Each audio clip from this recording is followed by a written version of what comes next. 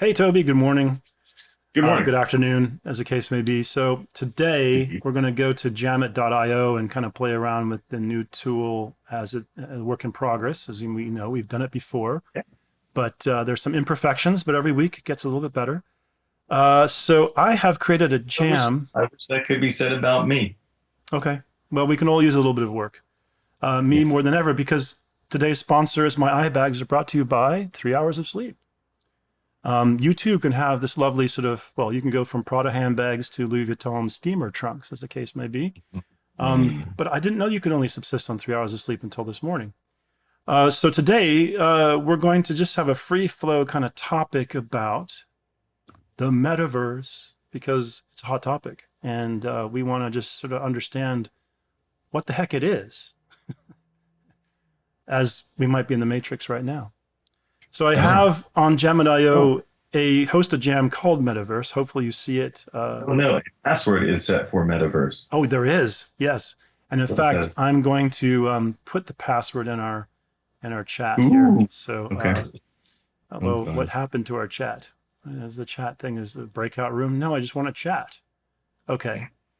I am Toby too, by the way. Right. All right. I will whisper the password to you. It is Oh, okay. No, why don't you booger just snot. do some sort of dance interpretation of it, and I'll get it. If anybody does watch this video, they'll see what the password is anyway. So it's not like it's super secret. I just didn't Okay. want to put it on the web. It is booger Understood. snot. BOOGERSNOT. As I go into the metaverse on my end Yes. and I sit in the waiting room, you can see whoever's watching this. There's the password for this. So I just don't want it to be open to all and sundry, but those who are interested can play around with our jam afterwards. So there you are. The two of us are ready to go. I've done a little bit of start preparation, not too much. Let's get into it.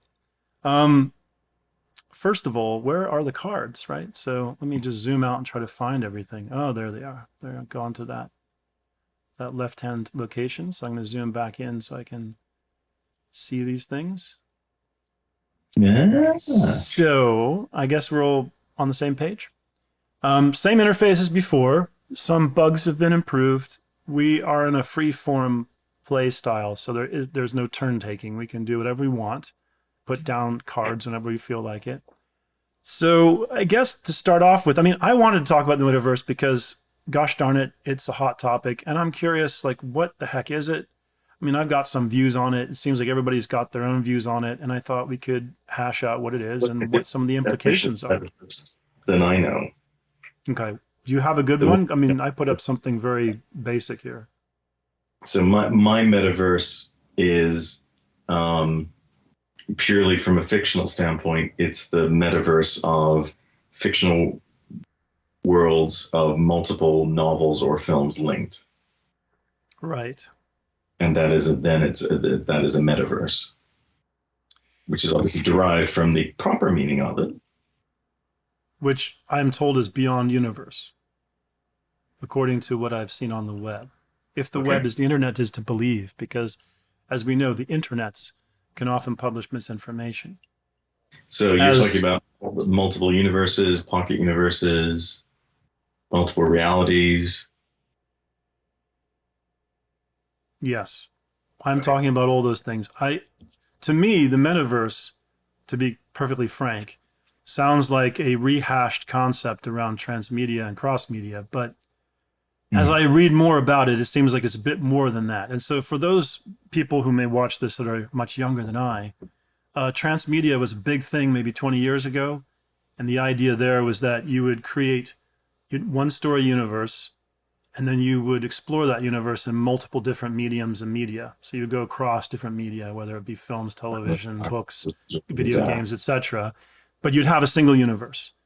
And then Marvel came along and said, no, man, we're going to do the multiverse. We're going to have all these universes of characters and story, and they're all going to interlink across those media. And metaverse sounds a bit like that all over again, except more intense and virtual. But I think, to be fair to the people that are using the word a lot, there's a bit more to it, I think, than the hype. I get the perception that they're trying to say, hey, it's really the intersection of all things physical and digital in some kind of platform playground where you can have all these persistent shared fictional worlds that Right. people can move between.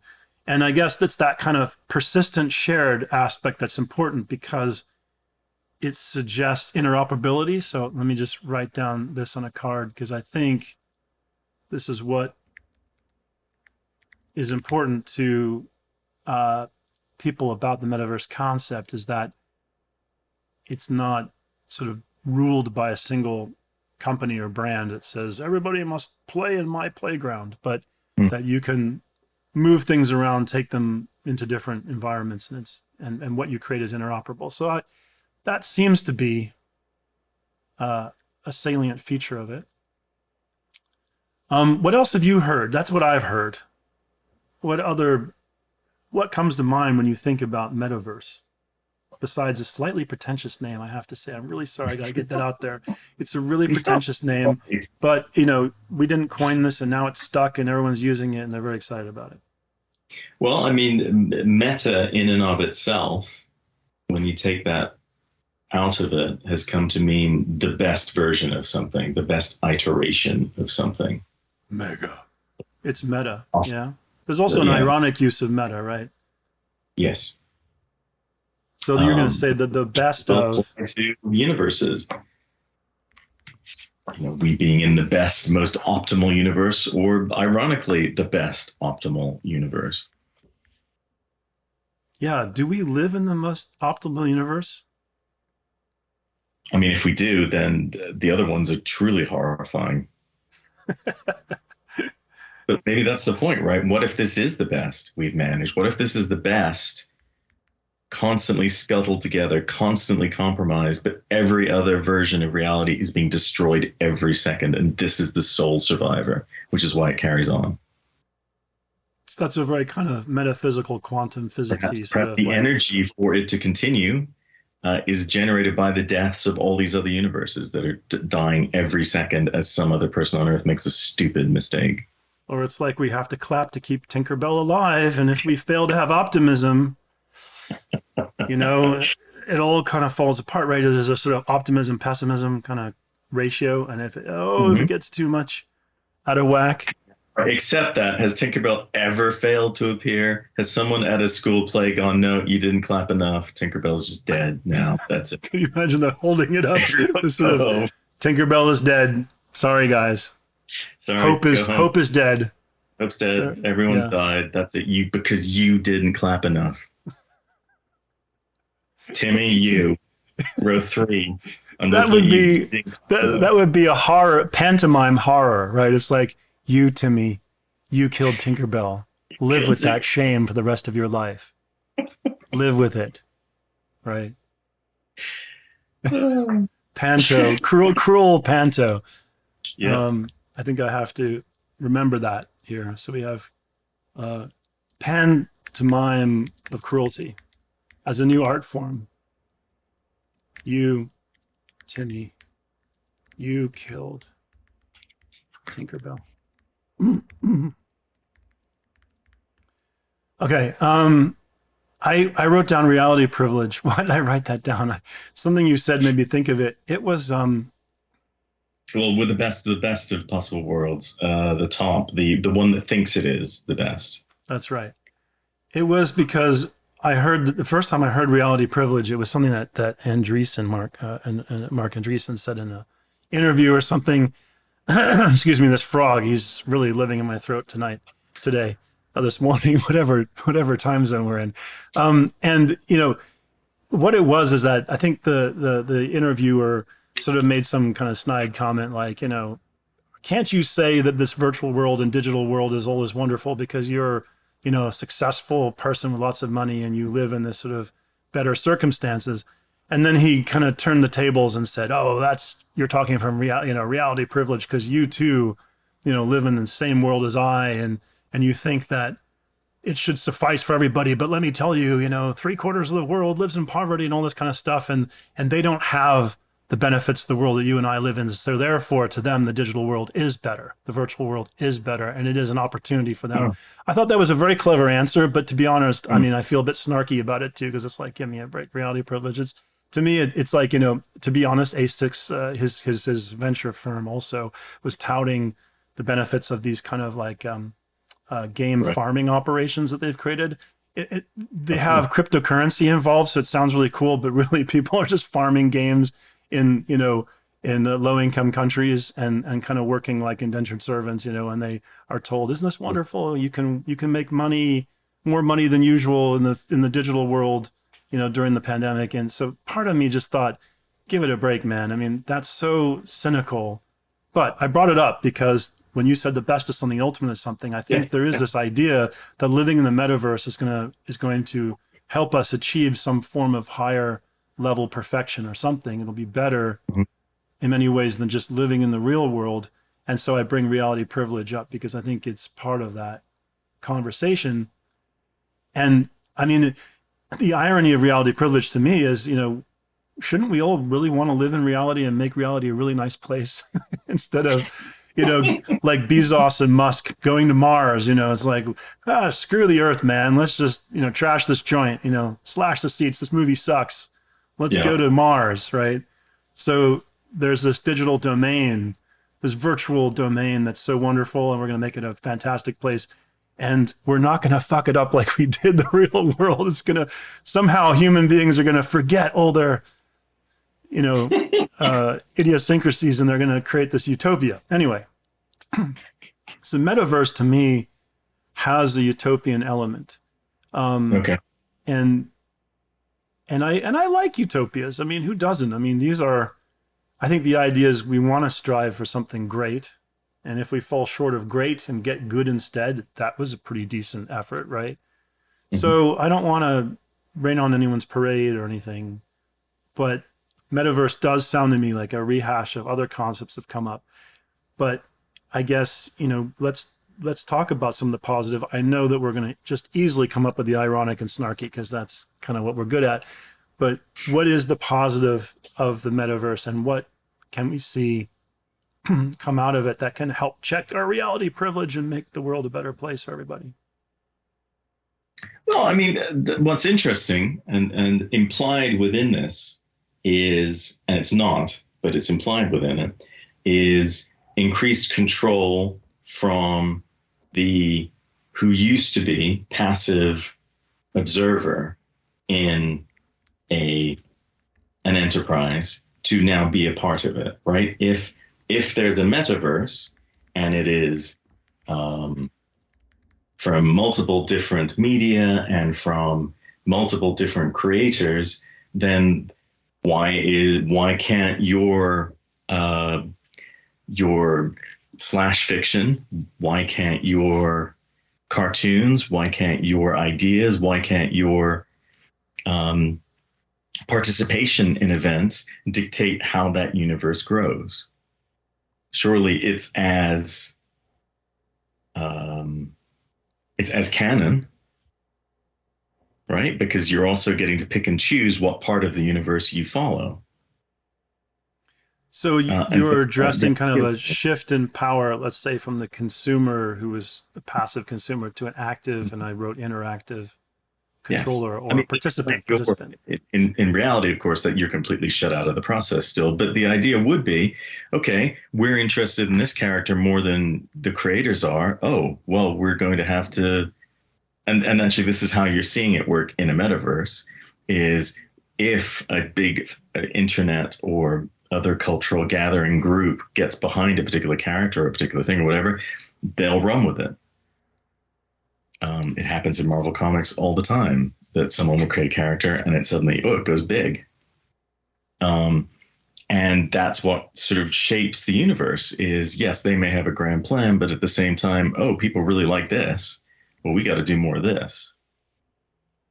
So you're in a way suggesting that the audience has a lot more involvement with shaping the outcomes of things. That the audience is equally to blame. Only the audience is to blame. Yeah, I like that. Just like It's like little Tim. that. Back to Timmy in the audience, not That's right. clapping. Now Timmy Right. clapped too hard at this, so now we're getting more of it. Timmy's got a lot to answer for, frankly. Well, it reminds me of the excuse that usually mass media or news makes. It's like, well, we people want it. We just deliver what the market demands. It's like we have no brains. We can't aim for something better. It's like we Mm, just the market wants putrid clickbait. That's what we give it. That's how capitalism works. You know, yes. we have no agency. um, yeah, that's good. No, but Well, I don't know. I mean, yeah. I'm trying to come up with positive things. I mean, the other aspect is that it gives you more room to explore background stories that might be about marginalized communities within that world who we haven't dealt with before, because you can go in depth in a much more novelistic sense into this world. How do people in wheelchairs get around in Star Wars? Well, we still don't know, but chances are we're going to find out. There'll be hover chairs or something, or like those walkers. Hmm. But there's a chance to find that out and to showcase communities and backgrounds that, because you're staying in this universe, that has to be shown. That's good. I like that. So that you've got, just as the internet initially blossomed all these niche communities, now niches can have a not just a voice, but they can have a creative voice. They can explore the boundaries of their own Mm-hmm. experience. That's cool. Yeah. I think that is a positive. I mean, I was also thinking that there's the obvious, just kind of just the business commerce of it, which is that one of the things that has struck me in recent times is that we've in all these different economies that we've watched evolve, like this sort of marketplace economies, and then the attention economy, and then the creator economy, and whatnot. We are seeing different relationships between the creators and producers, and how do they interact with one another. And it Mm-hmm. seems to me that largely those initial economies that we watched evolve in the internet were ones that kind of constrained they constrained what could go on, because they said, here's the boundaries of the playground and you have to work within the playground. Now they could build some very large playgrounds like YouTube did and whatnot, but they generally said, here's the playground, and we have to construct it for you because we need to monetize the transactions and things within our playground. So whether that's selling ads to third parties or whatever it is, and observing what you're doing, we create the ecosystem. And I always felt that led to larger and larger kind of communities of sort.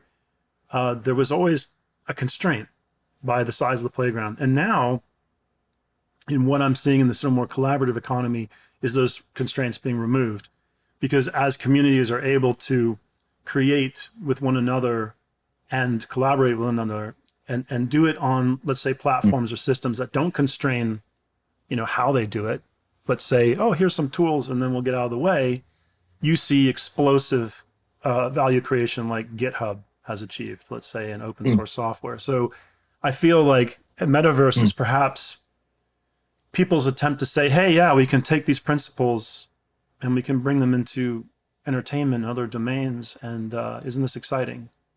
So I think that's a positive. Yeah.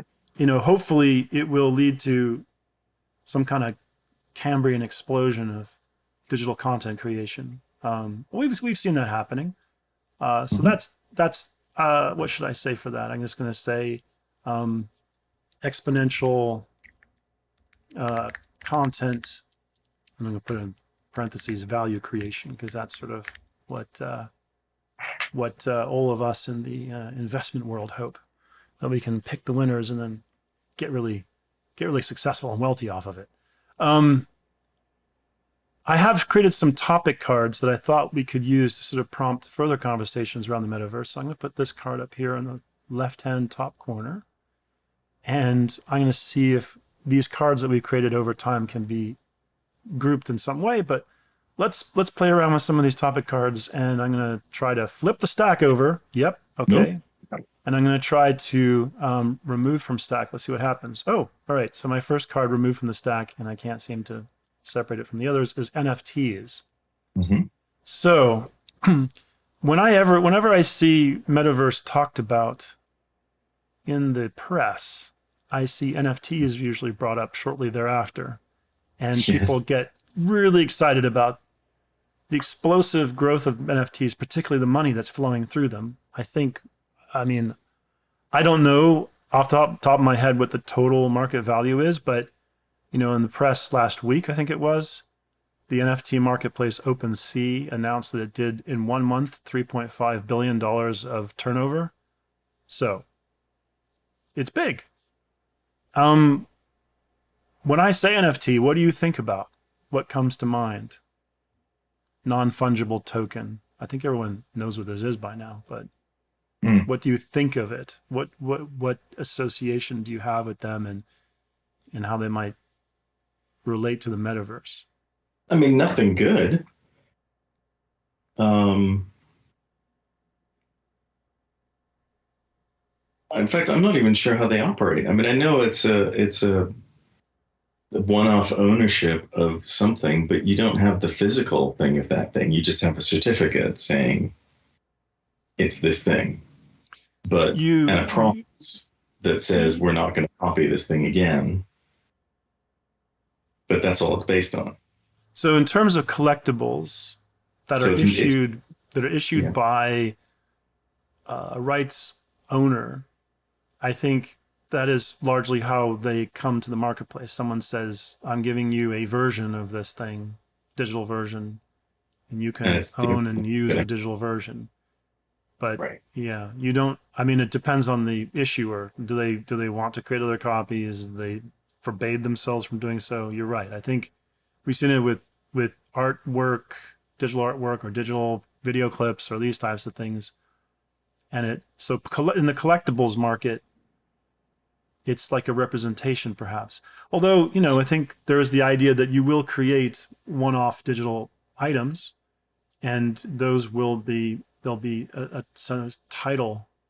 I mean, okay, to backtrack for a second, NFTs seem to encompass a variety of possibilities where a person either owns the title to something digital, and they might have exclusive access to it, or they might have custody of something digital, custodial kind of relationship, so they can pass it around. So yeah, there's various possibilities, I guess. And in the first wave of NFTs, it does look like people are just saying, hey, let's monetize stuff we've already got. And look at these people, they're going to buy a video clip of someone doing something that was an outtake that we couldn't use in the in the final product, but they're fans, they'll pay for it. But some of the money being exchanged to pay for it's extraordinary. Digital items is huge. It's always the case in this. I would say 90% of that is money laundering.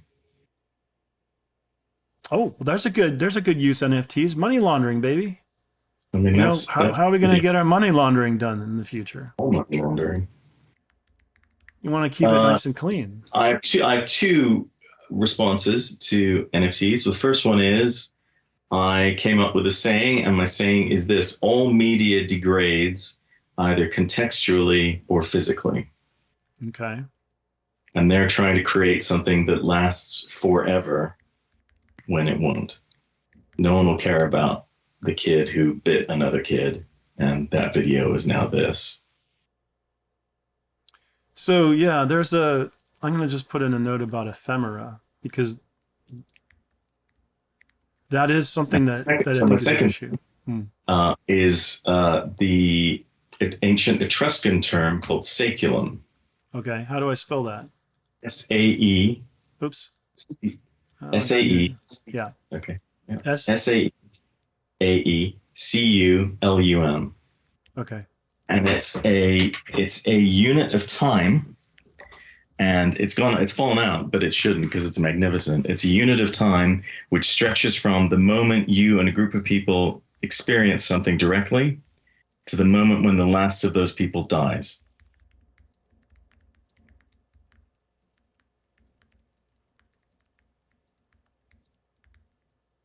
Okay. Wow. So use So that it's in the a direct sentence, please. observers or participants in an event until they've gone. So there's no longer anyone who directly witnessed or participated or acted in a particular thing. Hmm. That's a really interesting concept. It's a fascinating Seculum. concept, and So it's like it a should be pact. It's kept. like we made this moment in time together, and as long Mhm. as one of us survives, We have a direct that memory. memory survives. That Yep. there's a But the manifestation second of part that thing. gone, it becomes secondhand, and it's how we've then told that to other people. Hmm. And in Wow. a sense, I feel like that's what they're trying to pass on with these things. Hmm. Here is the NFTs as a event. Here's seculum. the thing. Here's this. You own it now. It's yours, but it's not. It can't be. You weren't a participant in it. Hmm. And obviously, there are global seculi. I suppose that would be the thing, like 9/11, or that leave lasting impressions. But otherwise, it's extraordinary when you think about it. That is what Well, the world history is made up of these that small. is that's culture, right? Culture is trying to keep traditions. These are ways to keep something alive that, I mean, we're even in this time frame, we still have certain societies that are at risk of disappearing, and they try to preserve language and culture and other things, and like the Native Americans here in the U.S. or other or Polynesians in Hawaii or whatever. It's like trying to hold on to the saculum of a people's. Mhm. Um, it's interesting that too that to some degree these identities are not formed until there's crisis.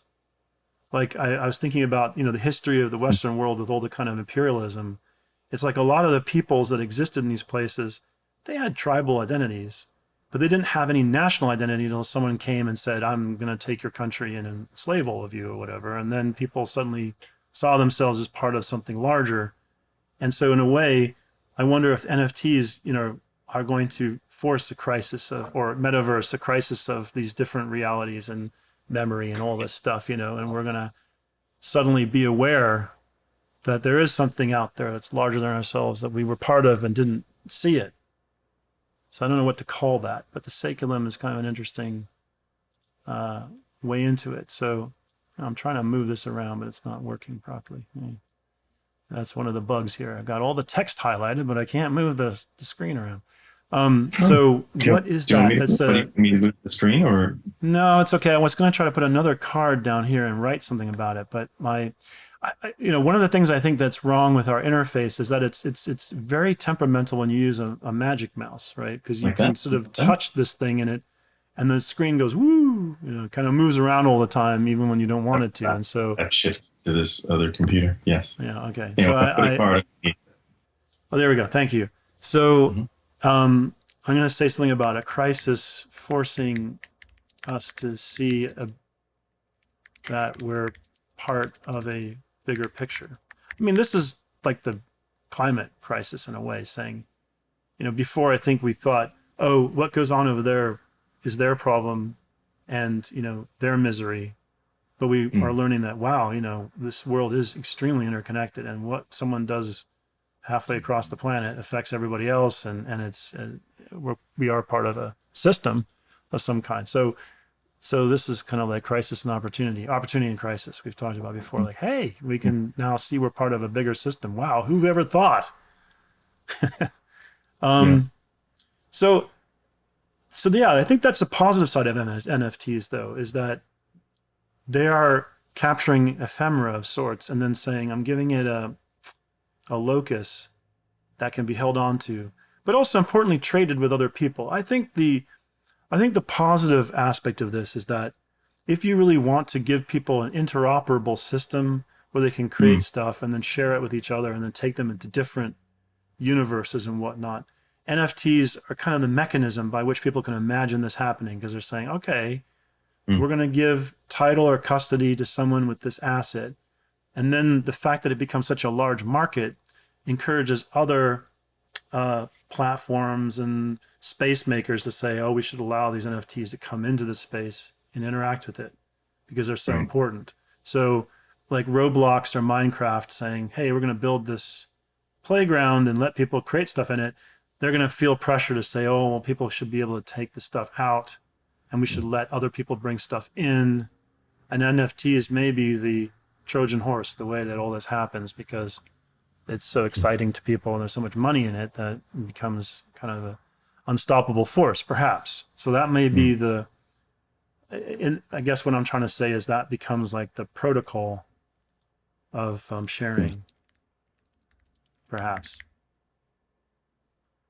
I don't know. Is there anything else? I mean, besides, because this dream of, I mean, again, we've lived long enough to sort of say, hey, we've seen this before, like this dream of interoperability. Remember Java? And then before that, it was like, remember OpenDoc? I challenge anyone watching this to remember OpenDoc, because that was really cool at the time. The internet right now is just hyperlink 26.0. So we've been here before. We wanted to have modular, interoperable, reusable. You know, the whole notion of modular code was write once, run anywhere, everywhere, whatever. And so we want that with creative content now. We're saying we want to be able to move the stuff around and use it in different play spaces and all the rest of it. And NFTs look like they're the vehicle du jour. Oh yeah, because here's a card down here that's facing us. It's called VR Idols. Nice, it pops off the stack. I don't know if you remember, but in the last iteration of the software, you did pop off the stack and the whole stack collapsed into a single entity, and it was like, where is it? And then you be struggling to find the darn thing. Yeah. And someone's calling me, and I don't want to talk to another call right now. Don't you guys realize I'm on the internet? I'm performing, damn it. It's important stuff. I'm important. Please leave me alone. So I can't stop this. It's ringing in my ear while we're talking, but I will try to talk over it. So VR Idols. This is kind of fascinating, I think. It's kind of creepy, weird, and fascinating. And, they've been around a while, right? I can't remember who the first one was. But I saw, there's this Lil Makela and these other things happening. But there's been a ton of these sort of things. They're usually J-pop idols that are created in a computer, or the Chinese AI, stars and all this kind of stuff. And the metaverse, I guess, okay, when I think about VR idols in the metaverse, I guess my first thought is, hey, who said the metaverse had to involve us, right? We assume that we're the ones that are going to be inhabiting and traveling the metaverse, and it's like, well, maybe this is a place for Skynet, to have its birthplace, right? Humans may just be roadkill in the metaverse. That's kind of obnoxious, but that's what I'm going to say something about the other inhabitants. Who are the other inhabitants of the metaverse? Who says it's just human? Right. Okay. When I put it that way, it's obvious it won't be just human. But as an artist yourself, what do you think about VR idols that are creatives, that produce poetry and songs and other stuff? We don't have to be, I guess, au fait with how good it all is. Let's just assume that it gets better over time and people treat these as genuine artistic voices. Well, okay, but then that kind of depends on your definition of art. And if one goes so broad as to say that art is anything that can engender an emotion, an aesthetic sense, then yes, it's as valid. Is it? But as you say, is it good? I don't know. There was a whole. I remember 2 years ago there was a huge excitement about that.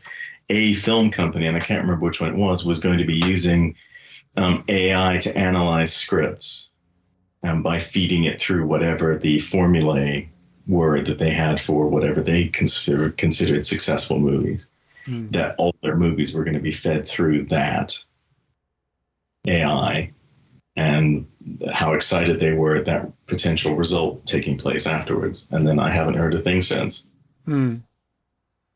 Yeah, I mean, I'd be curious to know what they thought were the salient features by which to grade scripts. I mean, that's kind of interesting. I mean, that also leads to the concept of embedded bias, which is that, do you let the machine determine what makes a good script, or do you presuppose certain things and train the machine to do what you do and try to do it faster or better somehow? And we've, I guess, heard a lot of this stuff talked about embedded bias in terms of racial profiling and things, and the computer doesn't seem to be allowed to just sort of form its own opinion necessarily. It's coached by human beings who pass on their biases.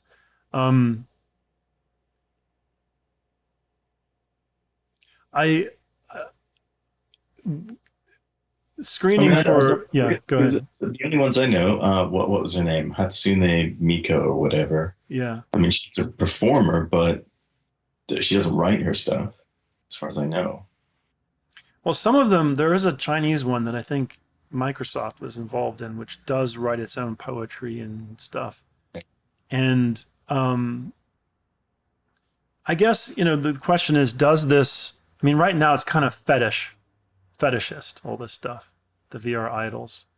But this is just the beginning, right? So could they evolve into artists that do teach us something about ourselves, because they're created by ourselves, but they don't end up that way. I mean, right now they feel almost like it's a very commercial activity where committees of people come together, design this thing. I mean, I remember now what I was thinking a moment ago, which was that George Lucas was obsessed with trying to make movies without actors. Can we replace them all with virtual automatons that we control?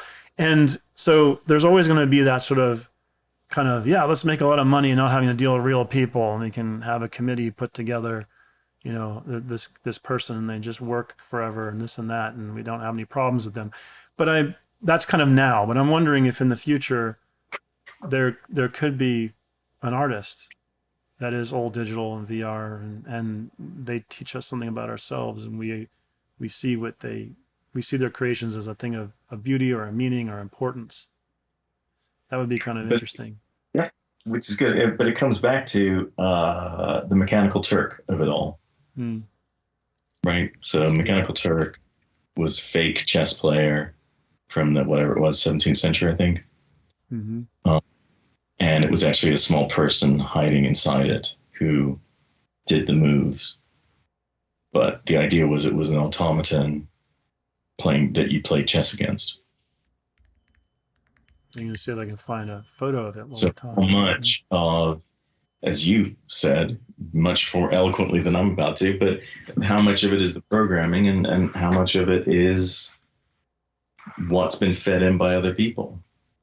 Which the same question could be asked of an artist, a human artist. Well, exactly. It's not, that's to say that it's the product of other people. It shouldn't be derogatory, because so are we. We're quite literally the product of other people, exactly. As well as how we think about things, etc. So I think that's I think if you did have an AI artist who suddenly came about, then the real trick would be, right, we have to disprove this. They can't be real. They have to be fake, because machines can't be that creative. That's our unique. As the Turing test as well. Yes. What makes us uniquely human? That is the question. Yes. What makes humans unique?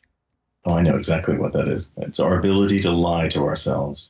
Oh, okay. That's what makes us human. You don't see an otter going, "Oh, I think she likes me." Yes, definitely likes me. Definitely, yeah. This is something that has surprised me and impressed me about about America, because I moved here 5 years ago from the UK, and despite my accent, I grew up in the UK, and with Toby. And one of the things that because I arrived here when Trump became president, this and that, and there was a lot of political division and strife, and it still is. One of the things that would drive me crazy is like, why do Americans have absolutely no sense of history? They seem to erase it constantly. Like, they'll reimagine history, and there are like people that try to be truth tellers that say, no, let's literally look back and look at history again and say, there's lots of things that have been whitewashed. There's lots of things that have been kind of, politically airbrushed or whatever, and this and that.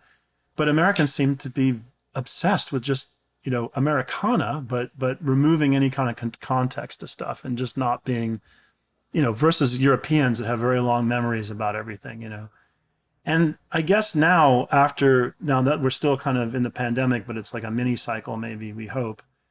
My feeling is, Americans seem to just kind of rebound quickly because they don't have any historic memory. They're not troubled by, what happened 10, 20, 30 years ago. It's all happening again. It's like a dog that has a short memory. That's like, wow, squirrel, and that's probably its advantage. I mean, from a point of view of being the sort of democratic capitalist society or whatnot, that's very dynamic and innovative and whatever. It's like no one has any memory about anything. And I guess that's sort of what strikes me about Metaverse. It's like, we've been here before, but it's like, yeah, but who cares? We got a fresh face on it, new name, it's all good, baby.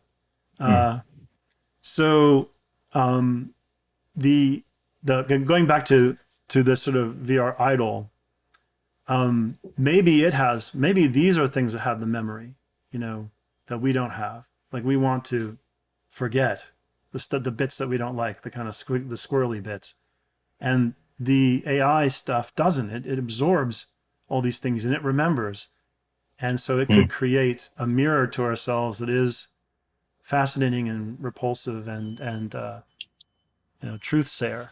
So I don't know, put truth sayer down there if I can fit it on this card. Might be running out of space. Oh yes, and there's a delivery vehicle screaming outside. Sorry about that. VR idols. I'm just trying to think if there's anything else that we can say about them. I mean, idols is an interesting aspect. I mean, it could just be VR artist.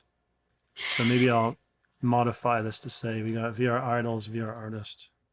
Or, if you were doing that, VR gods. Okay. Yeah. I mean, that is what we're trying to do, right? Trying to be gods. Create something that outlives and outproduces and succeeds ourselves, outperforms ourselves. So, okay, so the metaverse, and this section is about what lives in the metaverse besides ourselves, and do these things live forever? Actually, I'm going to say, do they live forever? That is an important question, because one of the things... Well, no, they don't, because of my rule. Yeah, okay. Only degrades either contextually or physically. Well, your rule is also, I think, kind of like a cold water to the face when it comes to NFTs as well, because my thought is, do these really live forever when we have technology that renews itself? If I were to find I was a very early computer user, and if I were to find my diary entries from the times when I first used a computer as a diary keeper, I wouldn't be able to open those files. I mean, maybe it's not so far away that I could get the text out of them somehow, but as time goes on and technology gets more robust or complex, we have less and less hope of really retrieving. We're going to find zip drives now. Actually, that's true. If we could keep it purely digital forever, we might, that might be okay. But when we lock it onto something physical, that's when we're in trouble, because you're right. You get these optical discs. In fact, my parents were doing some storage cleaning out, and they found some boxes that belonged to me, and they said, "Oh, can you collect these?" So I go and I get them, and they're laser discs, and there's some amazing films on there, you know, stuff that probably would be hard to find even today with the infinite shelf that we have. And I can't watch them because I don't know where to find a Laserdisc player. I mean, maybe there is one on eBay or something, so it's not impossible. But you know what I'm saying? We're getting to a point where But now you're going to get on a whole hole because there's a whole group of it's people getting who impossible. swear by them, and they're like, Yeah. "This is the ultimate way of watching movies." I'm sure they're Yeah, they're technically yeah. impressive. They were 2K, so for now it's 8K. So 8K. you know. All right, so we're running out of time because we're giving ourselves an hour here, and we're having a wonderful debate. Thank you very much. I'm gonna pop off one more card, I guess, Okay. from this and see what comes out of it. So let's move it from the stack. What do we got? Simulation. Okay, well, that's sort of like our VR idol discussion, but speaking of simulation in the metaverse, I mean, it feels like that's the first stages of the metaverse is simulation. Like we have a lot of this sort of, I mean, I guess Second Life is the most famous example, but things where we can live in we can inhabit some other world that is sort of has certain touch points with ours, but you know, gets further and further away. And I guess thinking about the positive here, it's whether we can use really abstract simulations to take us further. Like if we wanted to understand concepts in quantum physics or string theory or something that's difficult for most mortals to comprehend, maybe we can design metaverse simulations where we can take our knowledge from place to place and explore something that in order to understand it better, that will help us in our other spaces. I don't know. I'm gonna call that sort of cyberspace rehearsal. I don't know. Taking things from one thing to another, exquisite mutation. Well, we can come up with nice buzzwords for it. No, I mean it's interesting because it's why are we so desperate to simulate with huge accuracy our world in a new world? Why are we not simply using that new world to explore entirely different things? And yet a touchstone is still, how real is it? How good are the graphics? Mm-hmm. Which is interesting because that shouldn't really, the point is you're in a different world. It's a virtual reality. Right. So abstracting is what makes it, the fact that it's an abstraction makes it interesting, and yet there's still this thing about people go and they want it to be real. They want it to feel real. They want it to look real. And that's kind of that's not really what VR should necessarily be about. It's about expanding things. By purely focusing on fidelity to our world, you're missing out on what other worlds have to offer. Hmm.